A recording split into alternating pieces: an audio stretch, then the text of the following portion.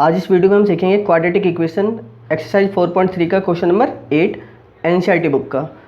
और क्वेश्चन बहुत ही इंटरेस्टिंग, बहुत ही अच्छा क्वेश्चन है जो एग्जाम में भी तो आता ही है और साथ साथ कॉम्पिटिटिव एग्जाम में भी पूछा जाता है। अ train travels 360 kilometre at a uniform speed. एक ट्रेन जो है 360 किलोमीटर चलती है या दूरी तय करती है। यूनिफॉर्म स्पीड का मतलब होता है कि नियत गति यानी निश्चित चाल से, यानी कि जैसे आप गाड़ी चलाते हो तो कई बार स्पीड कम भी रखते हो, कई बार ज़्यादा भी रखते हो, लेकिन यहाँ पे ऐसा नहीं है। यूनिफॉर्म का मतलब एक बिल्कुल फिक्स लेवल पे, यानी अगर 60 की स्पीड से जा रहे हो तो 60 की स्पीड से जाओगे, अगर 20 की स्पीड से जा रहे हो तो 20 की स्पीड की ओके बात है। और ये यहाँ पे स्पीड चेंज नहीं हो रही है, कॉन्स्टेंट है।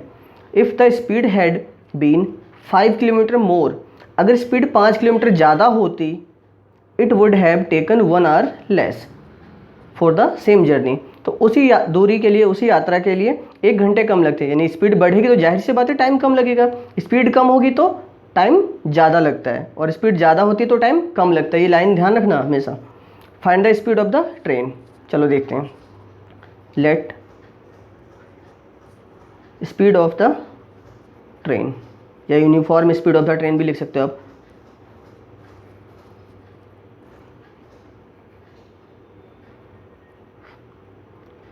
B x kilometre per hour, x kilometre प्रति घंटा हमने स्पीड मान ली है, माना ट्रेन की नियत चाल। यहाँ पे यूनिफॉर्म लिख लेना आप यहाँ पे, okay. Eight uniform speed of the train, okay. उसके बाद टोटल डिस्टेंस कितना गिवन है? टोटल डिस्टेंस आज के बाद इस टाइप का एक भी क्वेश्चन आपका गलत नहीं होगा, गारंटी दे रहा हूँ। चाहे कैसा भी क्वेश्चन, इसमें कितनी भी वैरायटी ले आए क्वेश्चन में। 360 किलोमीटर। अब एक फॉर्मूला आपको बस ध्यान रखना है, ये time equal to distance upon speed. Time equal to distance upon speed, बस इसी का खेल है। सारे क्वेश्चन हो जाएगा अकॉर्डिंग टू क्वेश्चन। देखो बात करते हैं, ध्यान से देखना। 360 किलोमीटर डिस्टेंस है और उसे हम जा रहे हैं एक्स की स्पीड से, ओके। और फिर 360 किलोमीटर डिस्टेंस, उसी डिस्टेंस को यहाँ पर भी एक्स लिखना है। इस टाइप से तो हर बार आपको बना लेना है एक, है ना। ऊपर जो भी डिस्टेंस है और नीचे स्पीड आपने एक्स मानी तो वही, फिर यहाँ पर 2 बार इसे लिख लेना है। अब इसके बाद क्या, इक्वल्स टू में वो टाइम लिखना है जितना आपको टाइम ज़्यादा या कम जो भी लगता है, लेस लिखा हो मोर लिखा हो, उससे कोई फ़र्क नहीं पड़ता। जो भी टाइम बोला है, मिनट हो चाहे घंटों में हो चाहे जैसा भी टाइम हो, वो यहाँ लिख लेना है, ओके। इसके पीछे लॉजिक भी बताऊँगा आपको, चिंता ना करो आप। 5 किलोमीटर स्पीड ज़्यादा होती तो 1 घंटा कम लगता, ओके। अब देखो यहाँ कॉमन सेंस लगाओ, इसमें से अगर इसको हमें माइनस करना है, यहाँ हमेशा माइनस लगाना है आपको, ओके। यहाँ पे क्या लगाना है? हमेशा माइनस लगाना है किसी भी टाइप के क्वेश्चन में। इस टाइप के क्वेश्चन में देखो कैसे, उसके पीछे रीजन बताता हूँ। क्योंकि ये बोलेगा कि 1 घंटा ज़्यादा लगेगा या 1 घंटा कम लगेगा, 2 घंटा 5 घंटा कुछ भी बोल सकता है, 4 घंटे 20 मिनट या जो भी है। तो अगर यहाँ स्पीड ज़्यादा होगी, है ना, स्पीड ज़्यादा होगी और यहाँ स्पीड कम होगी, ऐसा हो सकता है, कुछ भी हो सकता है। लेकिन आप ये समझो, देखो डिस्टेंस को आप स्पीड से डिवाइड करो, डिस्टेंस को क्या डिवाइड करो स्पीड से, तो यहाँ पे क्या आएगा? टाइम आएगा। ये फॉर्मूले के अकॉर्डिंग यहाँ पे भी टाइम आएगा और यहाँ पे भी टाइम आएगा। दोनों टाइम का डिफरेंस ही तो यहाँ पे होगा, क्लियर है? दोनों टाइम का डिफरेंस। तो हमेशा जिसमें ज़्यादा टाइम लगेगा, उसको पहले लिखना है, और जिसमें कम टाइम लगेगा उससे बाद, क्योंकि ज़्यादा टाइम में से कम टाइम को घटाओगे तभी तो डिफरेंस आएगा। इसलिए तो मैंने बोला माइनस लगाने के लिए। अब टाइम ज़्यादा का मतलब क्या? अगर मतलब किसी भी गाड़ी को या किसी भी ट्रेन को अगर कहीं पे टाइम ज़्यादा लग रहा है, इसका मतलब वहाँ पे स्पीड कम होगी। तो जो स्पीड कम होगी वो वाला पार्ट यहाँ आता है, और जो स्पीड ज़्यादा होगी तो वो वाला पार्ट यहाँ लिखते हैं, ओके। तो अब यहाँ पे स्पीड 5 किलोमीटर ज़्यादा हो रही है तो स्पीड हम यहाँ क्या कर देते हैं? 5 किलोमीटर बढ़ा देते हैं। ये क्लियर है? ये इसी तरीके से हमेशा फॉर्मेशन होगा और उसके बाद ये सॉल्व हो जाएगा। 5 किलोमीटर ज़्यादा बोला तो हमने यहाँ लिख दिया। अगर वो बोलता 5 किलोमीटर कम है तो मैं 5 यहाँ माइनस कर देता, बाकी सारा एज इट इज रहता। देखो उसके पीछे और एक और छोटी सी एग्जांपल समझ लेते हैं। मान लो 100 किलोमीटर डिस्टेंस ट्रैवल करना है, ओके।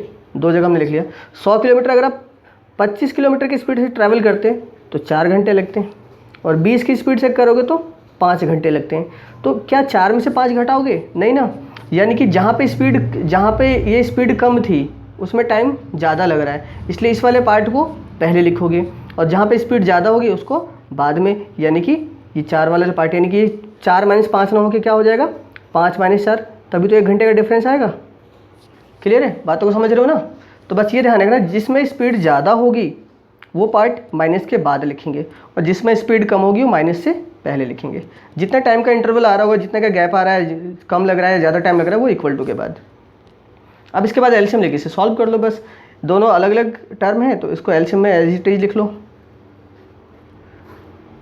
x से डिवाइड करोगे तो x कैंसिल, ये वाला पार्ट आएगा x प्लस 5, x प्लस 5 से इसे मल्टीप्लाई कर लो तो 360x प्लस 360 से 5 भी मल्टीप्लाई होगा तो कितना हो जाएगा 1800 माइनस x प्लस 5 से इसको डिवाइड करो तो कैंसिल x बचेगा, x से मल्टीप्लाई करेंगे तो 360x और इक्वल्स टू में 1। अब ये प्लस का ये माइनस का तो ये और ये तो कैंसिल हो गया। ओके, अब इसके बाद ये इसको मल्टीप्लाई करते हैं तो ये हो जाएगा x² और ये हो जाएगा 5x, ऊपर कितना है 1800 और इक्वल्स टू में 1। इसके नीचे 1 लगा के क्रॉस प्रोडक्ट कर दे, क्रॉस मल्टीप्लाई, तो इक्वेशन ही क्या बन जाएगी x² प्लस 5x और इक्वल्स टू में 1800। उसके बाद अगर ये इक्वल टू से पहले आएगा 1800 तो ये माइनस में हो जाएगा और बराबर में 0। अब इसके बाद या तो क्वाड्रेटिक फॉर्मूला लगा के सॉल्व कर लो या फिर आप फैक्टराइजेशन कर लो। तो मैं फैक्टराइजेशन से बताता हूँ, लेकिन फैक्टर हम नेक्स्ट पेज पे करते हैं। तो इसका फैक्टर हमें करना है। अब इसका फैक्टर करना भी बहुत आसान है, नहीं आता तो आप ऐसे करके देख लो, कोई दिक्कत नहीं है। ओके, 2 से करोगे तो 900, 2 से 450, 3 से हो जाएगा, फिर 3 से हो जाएगा, फिर 5 से हो जाएगा, फिर 2 से और फिर 5 से। ओके, अब इस तरीके से पेयर बनाना है कि बीच में 5 भी आ जाए और मल्टीप्लाई करने पे ये टर्म भी आ जाए। तो कैसे बनाओगे? अब इसमें आपको कॉम्बिनेशन बनाओ। तो एक कॉम्बिनेशन तो इसका बन जाएगा 3 3 जा 9, 9 5 जा 45। ओके, 3 3 जा 9 हो गया, 9 5 जा 45 और 2 2 जा 4, 4 2 जा 8, 8 5 जा 40, यानी 45 और 40। देखो डिफरेंस 5 भी आ रहा है इन दोनों का और मल्टीप्लाई करने पे 1800 भी आ जाएगा। और अगर आपको ये ना आए समझ में तो आप क्वाड्रेटिक फार्मूला लगा लेना सीधा, जो बताया था आपको ना। कौन सा फार्मूला? ये वाला, रूट में d लिख लो, d निकाल लेना पहले, या फिर b² माइनस 4ac अपॉन में 2a। इससे भी आप सॉल्व करोगे तो आंसर वही आएगा, कोई फ़र्क नहीं पड़ेगा, जैसा आपका मन करे। तो इसके बाद x² plus 45x minus 40x और माइनस 1800 इक्वल्स टू में 0। कॉमन लेते हैं इन दोनों टर्म में, x कॉमन आ गया तो x प्लस 45 और इधर माइनस 40 कॉमन ले लो तो x माइनस कॉमन लिया तो इधर माइनस कॉमन लिया हमने यहाँ पे, तो यहाँ साइन चेंज हो जाएगा, ये भी क्या हो जाएगा 45। क्लियर है? उसके बाद x माइनस 40 एक बार लिखेंगे हम, और एक बार हम क्या लिखेंगे x प्लस 45। जो दोनों में कॉमन होता है, दोनों में सेम होता है, उसे एक बार लिखा जाता है, और जो हमने कॉमन लिया है बाहर उसे एक बार लिखते हैं। Then x minus 45 is equals to 0। तो ये इधर आके क्या हो जाएगा प्लस का, और इसे भी सॉल्व करोगे, प्लस का 45 है, पहले एक बार प्लस लिख लो। प्लस का इक्वल्स टू के बाद जाएगा तो क्या हो जाएगा माइनस का 45। तो माइनस में तो स्पीड होगी नहीं, तो क्या होगी पॉजिटिव वाली, तो इसलिए स्पीड ऑफ द ट्रेन क्या हो जाएगी,